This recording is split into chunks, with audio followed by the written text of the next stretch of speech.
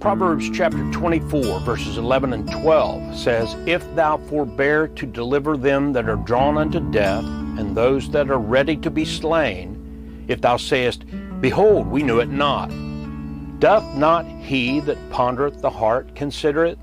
And he that keepeth thy soul, doth he not know it? And shall not he render to every man according to his works?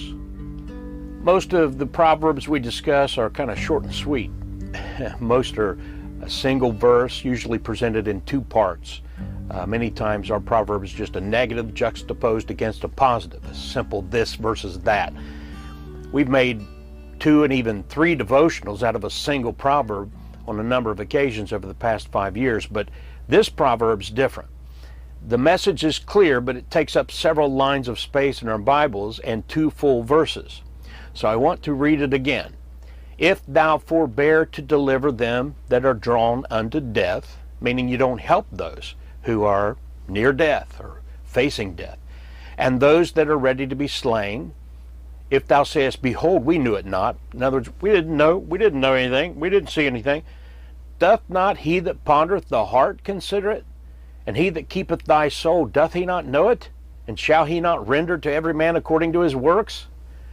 The message can be summed up this way. If you refuse to help those in danger of death, whether from an assailant or due to an accident of some sort, or they're facing terminal illness, anything like that, while you pretend that you didn't see it happening, you didn't have time to act, or just couldn't help them, that might sound good in your own mind, and you might even convince others who weren't eyewitnesses to your self-centeredness or even your cowardice, as you just let someone suffer and even die without lifting a finger. But don't you think God knows what you're up to and that you're lying? Of course, the proverb is laid out in an extreme case. It's sort of an hyperbole for most people. Very few of us are going to be able to save someone from dying. But someone doesn't have to be facing physical death for this same principle to apply. For example, if your neighbor's lawnmower breaks down and you know he's struggling to make ends meet, and you can let him borrow yours. If you have a coworker whose car broke down, he's going to lose his job if he doesn't get to work, and he needs a ride, and you refuse to give him a ride. You see a fellow wearing torn clothes, stained and not fit to wear anywhere outside of the house, and you've got clothes bagged up or hanging in your closet that you haven't worn in months or even years. We could go on and on with such examples. I once attended a church for a few services, just looking at it as a possible home church at the time, many years ago. But first time I was there, I noticed this guy, he didn't have his own Bible with him. And after I think the second or third service I attended, I asked him and said, I noticed you don't have a Bible. And he said, oh yeah, I lost mine weeks ago and I was hoping to get one soon. I found out he's poor, unemployed, didn't have a lot of spare money. So as he talked, I was amazed to find out that everyone, including the pastor, knew that he had lost his Bible and didn't have money to buy one, yet they didn't lift a finger to help him get a new Bible.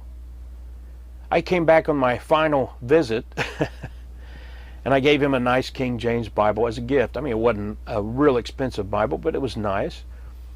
And that was the last time I attended that little church. I saw that it was not operating like a Bible-believing church ought to operate. It was all intake and no output. It's bad for churches to operate like that, but it's due to the individuals in those churches who operate like that in their own lives. Of course, we need to take in what God has for us. There's nothing wrong with a legitimate intake. But if we're receiving good spiritual nourishment ourselves, that ought to translate into our lives demonstrating a giving spirit and a love for others that just pours out of us at every opportunity according to our ability to give. Doth not he that pondereth the heart consider it, and he that keepeth thy soul, doth he not know it? And shall not he render to every man according to his works? Yes,